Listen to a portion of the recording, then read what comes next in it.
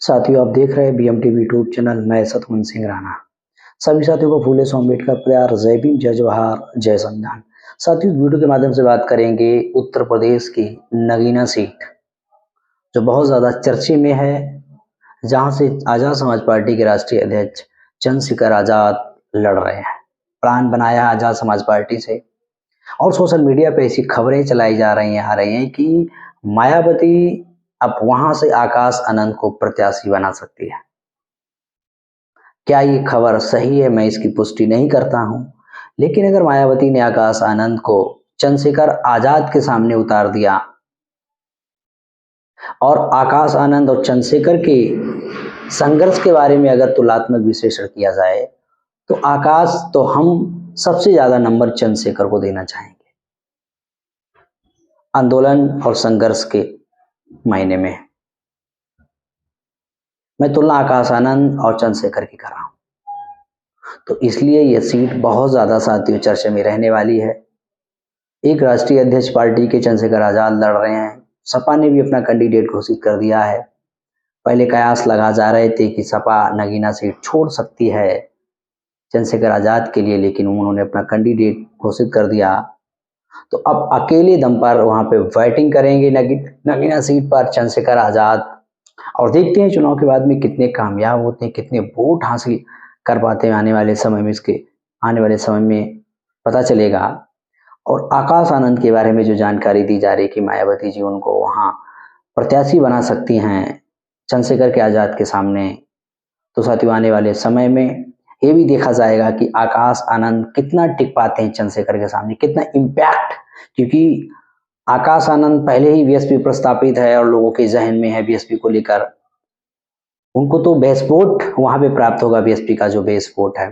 लेकिन चंद्रशेखर आजाद अपनी स्वयं की क्रेडिबिलिटी वहां पे, अपना स्वयं की इमेज बनाने का काम कर रहे हैं, गली मोहल्ले में घूम रहे हैं और समाज को एक संदेश दे रहे हैं, लोकतंत्र और संविधान को लेकर बचाने की बात कर रहे हैं। तो इस तरह के देखा जा सकता है कि कौन किस पर भारी पड़ेगा नगीना सीट पर। ये चुनाव का महापर्व है, एक चुनाव का उत्सव मना रहे हैं हमारे लोग, और हमारे बहुजन समाज के लोग बहुत ज्यादा कंफ्यूज हैं किधर जाएं। खासकर यहाँ पे अनुसूचित जाति के लोग किसको चुनने का काम करें, सपा में जाएं, बीएसपी में जाएं या बीजेपी में जाएं।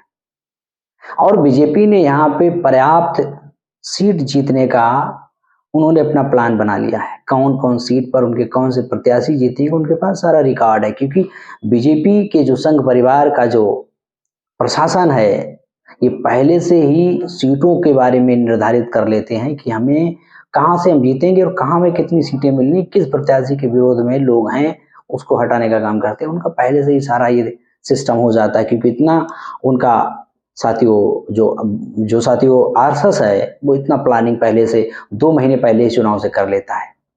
तो ये तो मेरा क्लियर है कि अगर सपा, बसपा, कांग्रेस और बीएसपी अगर महागठबंधन में नहीं आई, तो कोई बड़ा इम्पैक्ट होने वाला नहीं है बीजेपी के सामने। बीजेपी के सामने खुला मैदान है, और जो 2022 में हुआ था सेम उसी तर्ज पे होगा। बीएसपी का वोट बीजेपी में शिफ्ट हो रहा है, ये सबसे बड़ा साथियों एक मुद्दा हमारे सामने है कि बीएसपी 29% वोट पर थी, 31 प्लस पे गई, आज 12 पे है।